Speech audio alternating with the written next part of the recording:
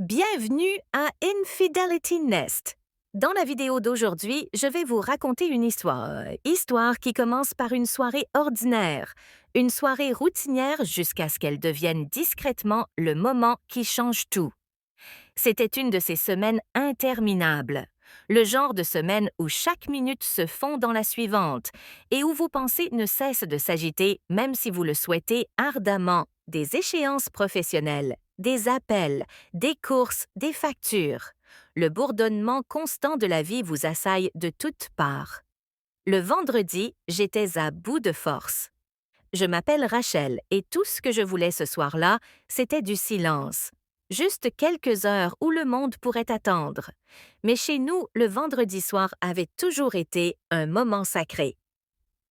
La soirée cinéma, une petite tradition que mon fils Ethan et moi perpétuons depuis le décès de son père David il y a 5 ans.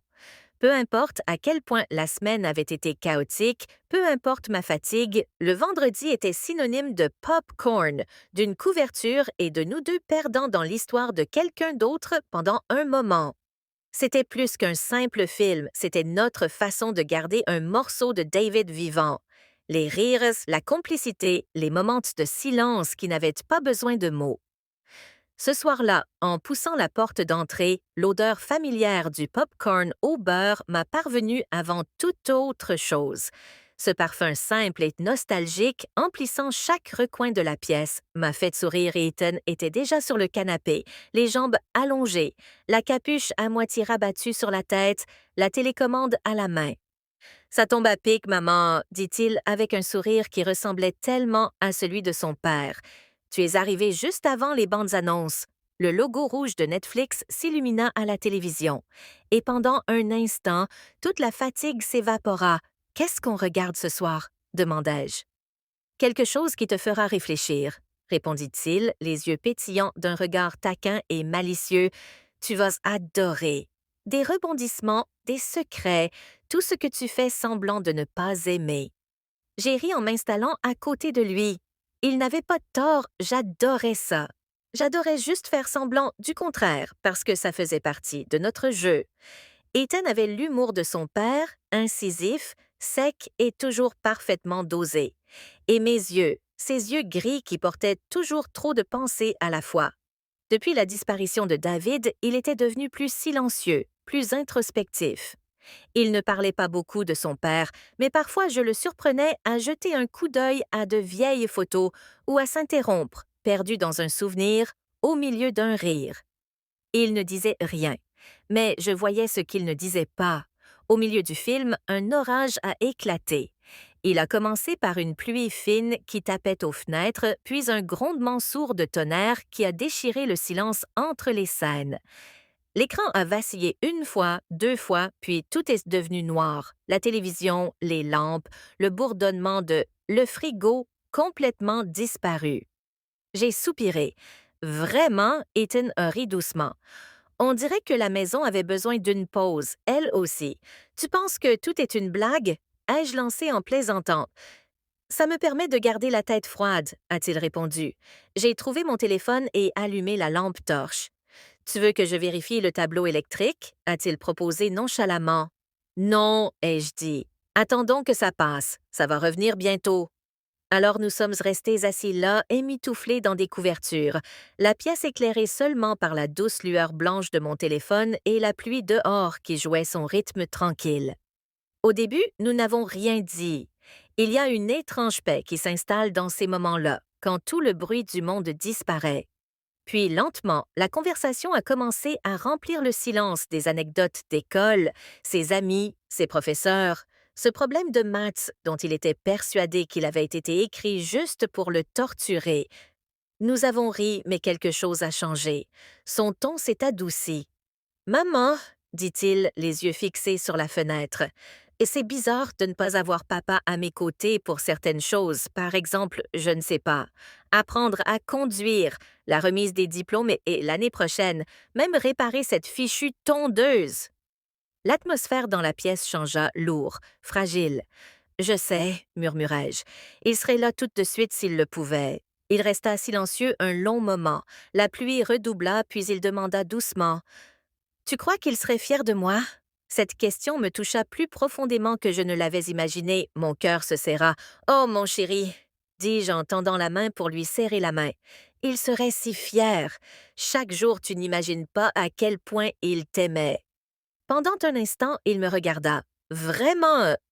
Et je revoyais le petit garçon qu'il était, celui qui, après de mauvais rêves, se glissait dans mon lit et murmurait « Maman, reste !» J'ai esquissé un sourire. Il serait fier, Ethan, je le promets. Les lumières se sont rallumées aussi discrètement qu'elles s'étaient éteintes. La télévision a repris le film là où il s'était mis en pause, mais je ne regardais plus. Quelque chose avait changé en moi, une douleur, le souvenir de tout ce qui était resté non dit.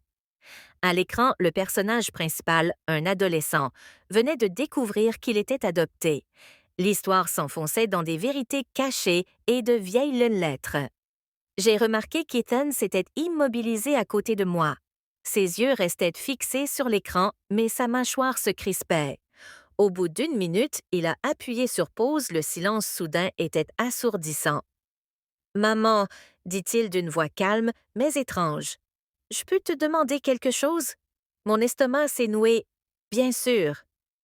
Il me regarda, non pas en colère, mais d'un air interrogateur. M'as-tu déjà caché quelque chose? Mon cœur fit un bond. De toutes les questions auxquelles je m'attendais, celle-ci n'en faisait pas partie. C'était comme une clé qui tournait dans une serrure que j'avais fermée des années auparavant. Que veux-tu dire? Demandai-je prudemment, il hésita. J'ai trouvé quelque chose la semaine dernière, au grenier. J'avais le souffle coupé. Qu'as-tu trouvé? Ses yeux ne quittèrent pas les miens. De vieilles lettres d'un certain Michael. Elles étaient à ton intention et on y parlait de moi. Le monde sembla s'arrêter. Ce nom, à lui seul, Michael, était comme l'écho d'une vie enfouie depuis longtemps. Je restais figée, les mains tremblantes. Ethan, murmurai-je, je comptais te le dire un jour, je ne savais juste pas comment. Sa voix se brisa légèrement. Me dire quoi? Je pris une longue inspiration, une inspiration plus lourde que l'air. Je plongeai mon regard dans ses yeux gris, pas le mien par le sang, mais le mien par l'amour. Tu es adopté, dis-je doucement, mais pas comme tu l'imagines. Il cligna des yeux, la confusion se lisant sur son visage. Alors tu n'es pas ma mère? Mes yeux me piquèrent. Si, répondis-je rapidement. Pas par le sang, mais par choix, par chaque battement de cœur qui t'a aimé. Je lui dis la vérité. Celle que j'avais portée en silence pendant 18 ans, tu as été abandonnée à l'hôpital alors que tu n'avais que quelques heures à la naissance. Dis-je d'une voix tremblante. J'étais bénévole ce jour-là, et quand je t'ai vu, je ne sais pas ce qui m'a pris. Je t'ai juste serré dans mes bras et quelque chose en moi a murmuré. Ne me lâche pas. Ethan me fixait, les yeux humides, les lèvres entr'ouvertes. Papa était au courant? Oui, dis-je en hochant la tête. Il le savait depuis le début. Nous avons signé tous les papiers ensemble. Nous t'avons choisi. Il baissa les yeux, la respiration irrégulière. Derrière nous, le film continuait de se dérouler doucement, sa bande originale envoûtante emplissant le silence. Finalement, il demanda « Et mes vrais parents? » J'avalai ma salive avec difficulté. « Les lettres que tu as trouvées? Elles venaient de ton père biologique. » Il s'appelait Michael. Les yeux d'Ethan s'illuminèrent. Il te les a laissés ainsi qu'une petite boîte en bois remplie de souvenirs. Je me levai et me dirigeai vers j'ouvris le tiroir près du canapé et le sortis. La boîte que je n'avais pas ouverte depuis 18 ans, je la posai dans ses mains. Elle était usée, les bords étaient décolorés par le temps. Je l'ai gardée, dis-je doucement, au cas où un jour tu voudrais savoir. Ethan l'ouvrit lentement. À l'intérieur, il y avait plusieurs lettres, un bracelet en argent et une vieille photo. Un jeune homme en uniforme militaire délavé tenait un nouveau-né. Ethan suivit du doigt le contour de la photo. « C'est lui? » demanda-t-il. « C'est Michael, » dis-je doucement. « Et ce bébé, c'est toi? » La voix d'Ethan se brisa. « Il me ressemble, » acquiesçai-je. « Oui, et il y a quelque chose que tu dois savoir. » Il ne t'a pas quitté de son plein gré, Ethan. Je fis une pause, essayant de reprendre mon souffle. Il est mort une semaine après ta naissance. Il n'avait que 32 ans. Il n'avait plus de famille, plus de parents, plus de frères et sœurs, mais il a laissé ses lettres pour toi, espérant qu'une personne bienveillante te trouverait, espérant que tu aurais la vie qu'il n'avait pas pu t'offrir. Les larmes d'Ethan coulaient silencieusement. Je me suis penchée et les serrées contre moi. Pour la première fois depuis des années, il n'a pas résisté. Il s'est simplement laissé faire comme je le faisais quand il était petit et que les cauchemars étaient encore des monstres qu'on pouvait chasser. Les heures passèrent sans que je m'en aperçoive. La pluie s'est calmée, le générique a défilé et la maison est restée incroyablement silencieuse. Plus tard dans la nuit, il est venu dans ma chambre tenant la boîte en bois. Maman, a-t-il chuchoté, on peut les lire ensemble? J'ai hoché la tête en tapotant le lit à côté de moi. Bien sûr. Nous nous sommes assis en tailleur, entourés d'oreillers et de bols de popcorn à moitié vides. Dehors, la nuit était devenue silencieuse, mais à l'intérieur, comme si quelque chose de sacré se dévoilait, Ethan déplia la première lettre. L'écriture était irrégulière. L'encre avait légèrement pâli. Les mots de Michael se répandaient sur la page, emportés d'amour, de peur et d'espoir. Certaines lettres étaient courtes, de petites fragments du cœur d'un jeune homme. D'autres étaient de plus longs rêves d'enfante. Il ne pourrait jamais l'élever. Sur l'une d'elles, on pouvait lire « Si quelqu'un trouve mon garçon, dites-lui que je l'aimais plus que ma propre vie. J'espère qu'il grandira gentil, j'espère qu'il rira comme sa mère. » Les yeux d'Ethan brillaient pendant qu'il lisait, sa voix tremblante. « La connaissais-tu? » demanda-t-il doucement. « Ma vraie mère? » Je secouai la tête. « Elle n'a pas survécu à l'accouchement, dis-je doucement. Je ne l'ai jamais rencontrée, Ethan, mais d'après ce qu'a écrit Michael, elle semblait courageuse. » Alors que l'aube se glissait entre les rideaux, Ethan plia soigneusement la dernière lettre et la remit dans la boîte. Il se tourna vers moi, les yeux rouges mais calmes. « Merci, murmura-t-il, de m'avoir choisi. » Des larmes coulèrent sur mes joues. « Non, dis-je doucement. Merci de m'avoir fait devenir mère. » Le lendemain matin, nous avons fait une petite valise et avons quitté la ville. Michael avait écrit dans une de ses lettres à propos d'un petit cimetière près de sa maison d'enfance. La route était bordée de grands chênes et de feuilles d'automne éparpillées comme des murmures dorés sur le trottoir. Aucun de nous ne parlait beaucoup, il y avait une paix dans le silence, une compréhension silencieuse que les mots ne pouvaient exprimer.